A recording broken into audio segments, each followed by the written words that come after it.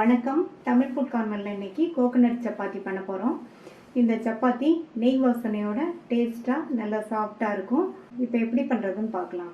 இது வரைக்கும் நம்ம சேனலை சப்ஸ்கிரைப் பண்ணாதவங்க சப்ஸ்கிரைப் பண்ணிவிட்டு பக்கத்தில் உள்ள பெல் பட்டனையும் கிளிக் பண்ணிக்கோங்க. இந்த பாத்திரத்தில் 1 கப் கோதுமை மாவு, 3/4 டீஸ்பூன் நெய்,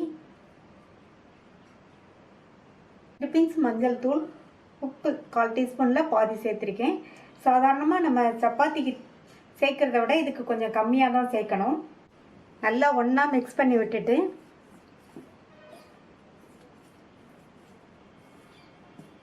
எல்லாம் ஒன்றா கலக்கிற மாதிரி மிக்ஸ் பண்ணி விட்டுட்டு கொஞ்சம் கொஞ்சமாக தண்ணி சேர்த்து சப்பாத்தி மாவு பதத்துக்கு பிசைஞ்சுக்கணும்.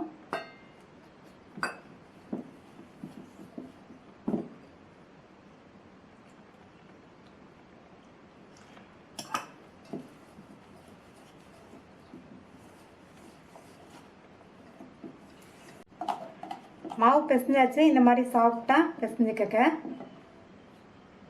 இதில் மேலே ஒரு 1/2 ஸ்பூன் போல் எண்ணெய் சேர்த்துட்டு நல்லா பெரட்டி வச்சுட்டு மூடி வச்சிடலாம்.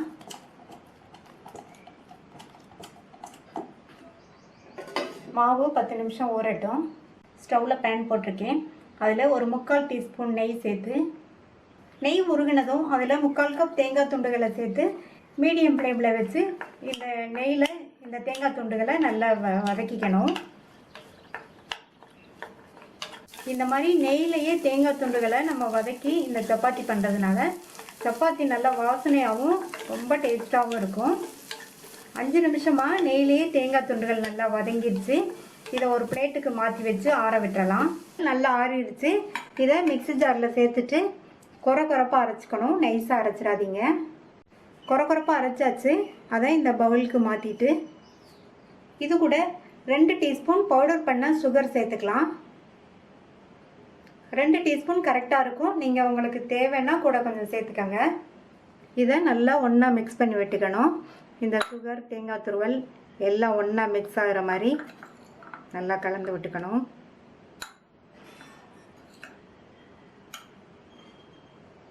நல்லா மிக்ஸ் பண்ணி விட்டாச்சு.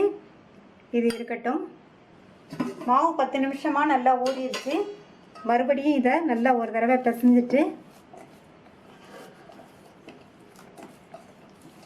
உருண்டைகளாக பிரித்து வச்சிடலாம்.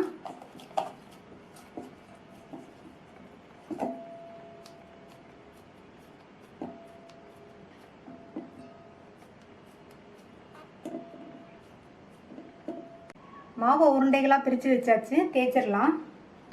ரெடி பண்ணி வச்ச மாவுலேருந்து ஒரு உருண்டை மாவு எடுத்து சப்பாத்தி பலகை மேலே வச்சுட்டு கோதுமை மாவு தூவி ரவுண்டாக தேய்ச்சிக்கலாம்.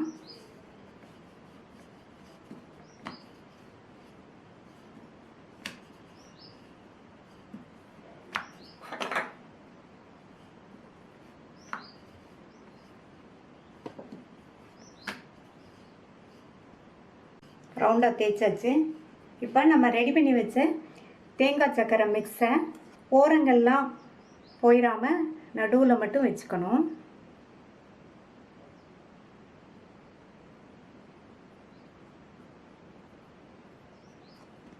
இந்த மாதிரி வச்சுட்டு இந்த சைடை எடுத்துகிட்டு வந்து சப்பாத்தியோட பாதி அளவுக்கு இந்த மாதிரி மடித்து வச்சுட்டு நல்லா ப்ரெஸ் பண்ணி விட்டுக்கணும். இப்போ இந்த மடித்த பாற்று மேலே லைட்டாக தூவி விட்டுக்கங்க.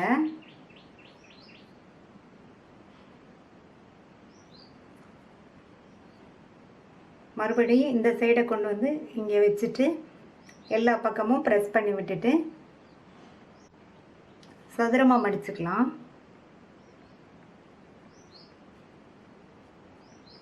இந்த மாதிரி ப்ரெஸ் பண்ணி விட்டுக்கணும்.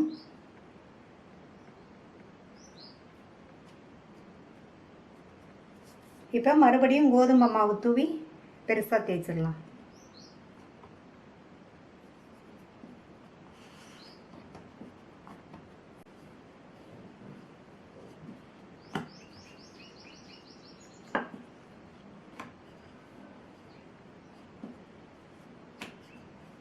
லைட்டாக டச் கொடுத்து தேய்க்கணும், இல்லைன்னா ஸ்டஃபிங் வந்து வெளியில் வந்துடும்.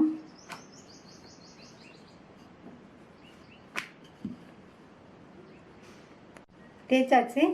எல்லாத்தையும் இதே மாதிரி ரெடி பண்ணி வச்சுட்டு தோசைக்கல்லில் போட்டு எடுத்துடலாம். தோசைக்கல் போட்டு சூடாயிடுச்சு. தோசைக்கல் வந்து ரொம்ப சூடாகக்கூடாது, ஓரளவு சூடானா போதும். தேய்ச்சி வச்ச சப்பாத்தியை இதில் வச்சுட்டு சுற்றியும் மேலேயும் கொஞ்சமாக எண்ணெய் விட்டுக்கணும். இதுக்கு பதில் நெய் விட்டாலும் நல்லாயிருக்கும், அது உங்கள் விருப்பம்தான். ஸ்டவ்வை நிதானமாக எரிய விடுங்க. ஒரு சைடு வந்ததும் திருப்பி போட்டுக்கலாம். இந்த சப்பாத்தியோட டேஸ்ட் ரொம்ப ரொம்ப நல்லாயிருக்கும். வீட்டில் உள்ள குறைவான பொருட்களை வச்சு ரொம்ப ஈஸியாக செஞ்சிடலாம். அந்த சைடு வெந்துருச்சு, பிரட்டி போட்டுக்கலாம். அந்த சைடு வெந்துருச்சு, எடுத்துடலாம்.